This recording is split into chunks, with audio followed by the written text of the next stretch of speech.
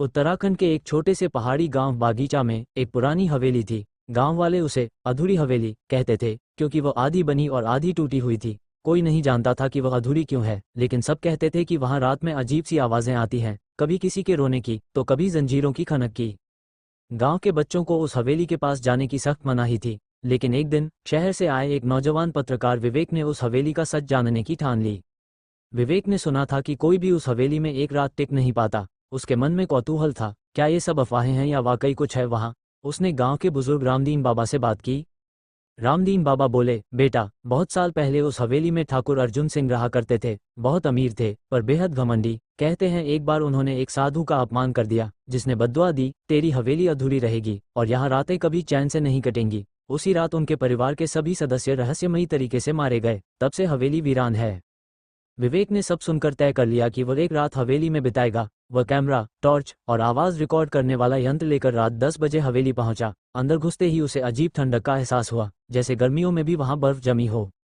कमरे में अंधेरा था, दीवारों पर पुरानी तस्वीरें जिनकी आंखें उसे घूरती लग रही थीं। अचानक टॉर्च बंद हो गई। तभी किसी औरत की धीमी सी सिसकियां सुनाई दी।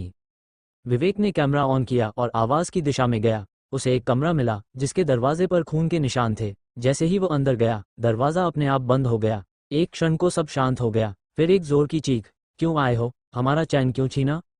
विवेक कांप उठा। दीवार पर एक परछाई दिखाई दी, एक औरत, सफेद साड़ी में, खुले बाल, चेहरा अधजला, उसकी आंखें खून जैसी लाल। आत्मा ने कहा, मैं रूपा हूँ। ठाकुर ने मुझे अपनी हवेली में काम पर रखा था, पर एक दिन मेरी इज्जत लूटने की कोशिश की। जब मैंने विरोध किया तो उसने मुझे जिंदा जला दिया। तब से मैं इसी हवेली में भटक रही हूँ। विवेक की आंखों में आंसू आ गए। वो बोला, मैं तुम्हें न्याय दिलाऊंगा। अगले दिन विवेक ने सबूतों के साथ पूरा वीडियो बनाया और शहर के एक बड़े न्यूज़ चैनल को भेजा। वहां से प्रशासन हरकत में आया। पुलिस ने हवेली की खुदाई करवाई और एक कोने से एक औरत की अधजली हड्डियां मिली। रूपा की आत्मा को अब शांति मिली। एक रात हवेली के पास से गुजरते गांव वालों ने देखा कि उसकी खिड़की से एक सफेद रोशनी ऊपर उठी और आसमान में विलीन हो गई। उसके बाद हवेली शांत हो गई। वहां अब कोई सिसकियां नहीं आती थीं, न जंजीरों की आवाज। गांव वालों ने पहली बार खुलकर सांस ली। विवेक ने उस हवेली के बाहर एक बोर्ड लगवाया, रूपा को न्याय मिला। पर कहानी यहीं खत्म नहीं होती। एक साल बाद विवेक दोबारा गांव आया। वह हवेली के बाहर खड़ा था जब उसने देखा कि एक छोटी बच्ची खिड़की के पास खड़ी मुस्कुरा रही है। उसकी आंखों में वही लाल चमक थी और हवेली के दरवाजे पर किसी ने खून से लिखा था, सब अधूरा नहीं था। वीडियो अच्छा लगे तो लाइक करें और चैनल को सब्सक्राइब करें।